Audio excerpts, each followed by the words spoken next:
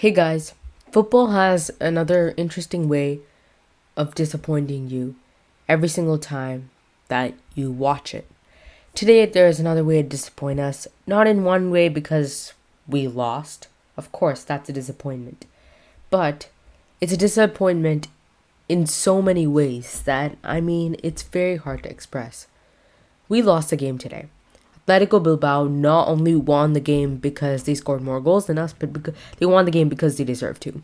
They were by far the best team over the 90 minutes. First 45, we got that equalizing goal. Did we do anything after that? Nope. We were really bad in that first half. Second half, really the same story. If it ended that way, Athletic Bilbao scored a goal, got the win, and left, would we have been disappointed?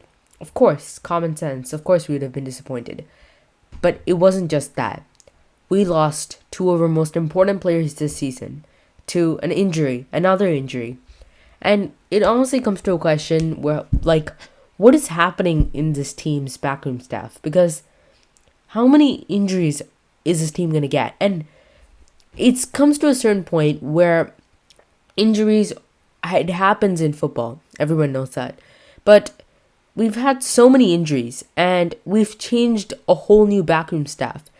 Is there a problem when it comes to recruiting people in that position for us, or is there some other problem? Are these players just injury prone? Because the ANSU FATI injury is just tragic. It's extremely scary because he keeps getting injured. He gets injured in a vital part of the season where we want him back because he's one of our best players. It was a time where we were so happy to see him. After another 3 months out, he was really looking like the guy for us. But what happens? Once again, he's injured. Obviously, the updates haven't come when it comes to his injuries, but we keep getting him injured. And I think at the age of 19, to already have a major knee injury, which has seen him out for over a year, and then having the other injury, which saw him out for another 3 months, I don't think that this is going to end well with ANSU Fati. I might be completely wrong. These might just be really unlucky injuries, and he might actually get well, but based on the amount of injuries that's already happened to him, and at such a young age, he could be like one of those players that had all the potential in the world, but just really couldn't succeed because of his injuries. Extremely concerning for Barcelona.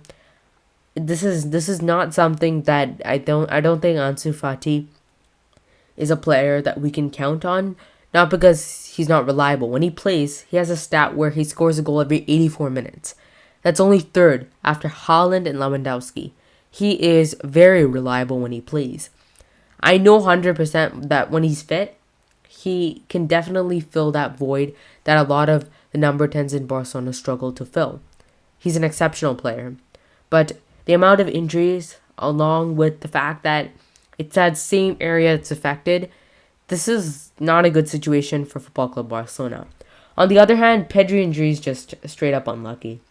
He was overplayed, and in the press conference for this game against Athletic Bilbao, Xavi actually said that Pedri is completely fit.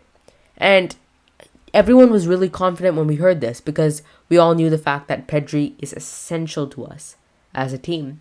But now he's also injured. Who knows how long that injury will go? Just when we have a little bit of optimism after horrible results and obviously that loss in the Champions League, it just seems to affect us once again. With Pedri and now Fati out, it makes it so much more difficult for us to get top 4. We've been lacking quality. They're the only quality players we have in attack, along with Ferran Torres. Braithwaite, you can't count on him. You just can't. Now we need more players in the January transfer window. It's a huge disappointment. And honestly, in videos where we're supposed to talk about the game, I haven't talked a single bit about it because that was not the important thing here. Going out in the cup, it's normal. It happens. And of course, I would have been unhappy with it, but that is something I can bear because winning the Copa del Rey, as good as it would be, is not really the priority. The priority is to get top 4, which is what we're missing at the moment. With that really looking hard now with ANSU Fati and Pedri out, we don't know how long, but those injuries don't look good. And I'm extremely concerned about the Ansu Fati injury specifically, because this is not a problem. It's happened once. It's recurring.